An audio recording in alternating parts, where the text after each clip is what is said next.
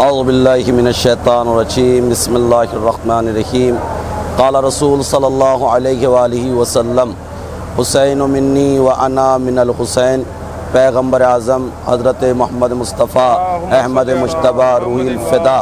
ارشاد گرامی ہیں، حسین منی میرا حسین مجھ سے ہے اور میں حسین سے ہوں۔ آج تک یہ حدیث مفہوم ذہن انسانی میں اس کا مفہوم نہ آ سکا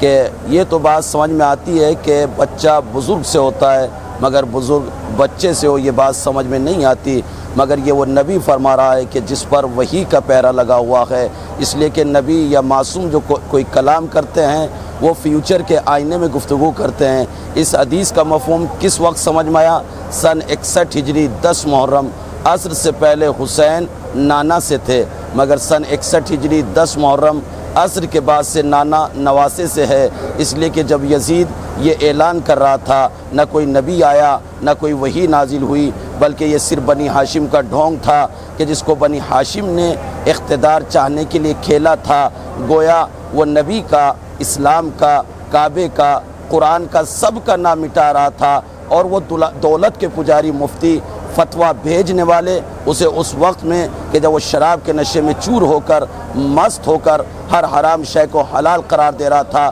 جوا حلال ہے، زنا حلال ہے، اس وقت یہ ضمیر فراموش اس کو خلیفہ رسول کہہ رہے تھے، امیر المومنین کہہ رہے تھے۔ غیرت مٹ چکی تھی، شرافت فنا ہو چکی تھی، ضیاء منقود ہو چکی تھی، گنڈا گردی کا دور تھا، بے حیائی تھی۔ ہمیں اس سے بحث نہیں ہے کہ وہ بدکار تھا، بدکار تو اب بھی ہیں اور پہلے بھی تھے، مگر اس کا ارادہ اس طرح سے کہ حسین ابن علی ہمارے ہاتھوں پر بیعت کر لے، لیکن وارے واہ حسین تیری ذات پر لاکھوں سلام، ہزاروں درود۔ حسین نے اپنا سر تو دے دیا مگر یزید کی بیعت نہ کی۔ بس آج میں آخری بات کہہ کے بات کو تمام کرنا چاہ رہا ہوں، امام حسین علیہ السلام نے فقط اسلام ہی کو نہیں بچایا بلکہ انسانیت کو زندہ کیا ہے۔ اب جو انسان ہے وہ حسین کا احسان مانے گا، اس لیے کہ جب کسی ملک میں یوم آزادی یا خوشی کا اظہار ہوتا ہے تو قوم کے لیڈر، قوم کے اسکالر، قوم کے فلسفر جگہ جگہ تقریر کرتے ہیں اور ریڈیو اور ٹیلی ویژن پر اس کے حالات کو بیان کرتے ہیں